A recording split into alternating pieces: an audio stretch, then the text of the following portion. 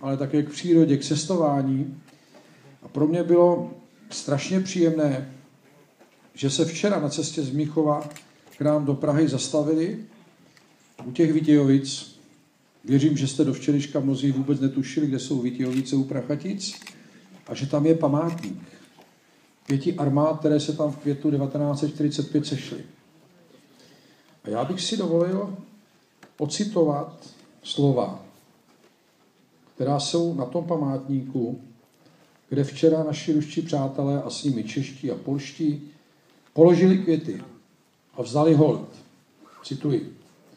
Ať krev prolitá společně v bojích proti fašismu je trvalým varováním před opakováním válečných hrůz. Konec citátu. Noční vlci vzdali hold všem padlým ve druhé světové válce, i americkým vojákům. A komu vzdali hold? Američtí vojáci. Na to si prosím odpovězme každý sám. Stando, máš slovo.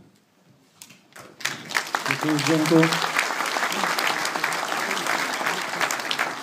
Dámy a pánové, vážení hosté, přeji vám příjemný podvečer. Je mi ctí tady být s vámi a dovolte, abych se poklonil a poděkoval těm, kteří před 70 lety osvobodili moji vlast.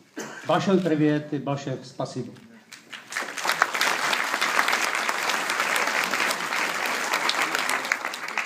Víte, já jsem shodou okolností před několika dny seděl s jedním vladykou, s jedním patriarchou jedné malé, ale hrdé církve vysoko v horách Arménie. A u kalíšku vodky morušové on řekl takovou krásnou větu, takovou jednoduchou věc.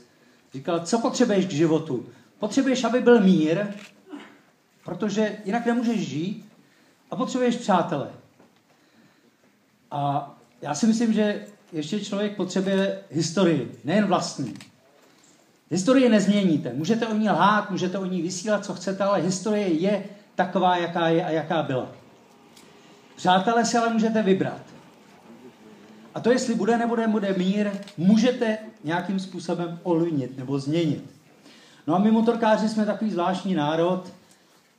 Po celém světě se zdravíme, je to úplně jedno, kde se potkáme. Jestli je to rally Šelkový Puť nebo rally Dakar, vždycky ti motorkáři se pozdraví. Je to takové bratrstvo. A já jsem se s kluky od Nočních vlků potkal před necelými 2 lety na výstavě Motosalonu v Brně. Bylo to v březnu loňského roku, kam přivezli nádhernou výstavu o motorkářském show, které udělali k výročí bitvy o Stalingrad. Tou výstavou prošlo 58 000 lidí, auditovaných. A přišli za mnou dva lidi, kterým to vadilo. Vadilo jim, že je tam prostě výstava ruského MCčka, tedy motocyklového klubu. Ale desítky dalších, kterým se to líbilo. A já mám velikou radost, že právě ruské motorkáře můžu tady uvítat a pozdravit je a poděkovat jim za to, že se přijeli poklonit své vlastní i naší minulosti.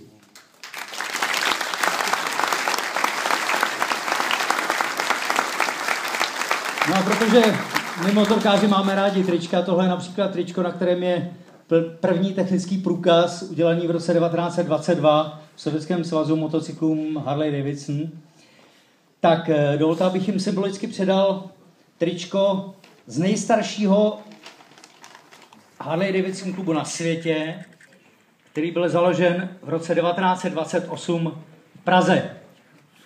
Takže kluci, symbolický dárek. Prosím Maxima Novikova na scénu.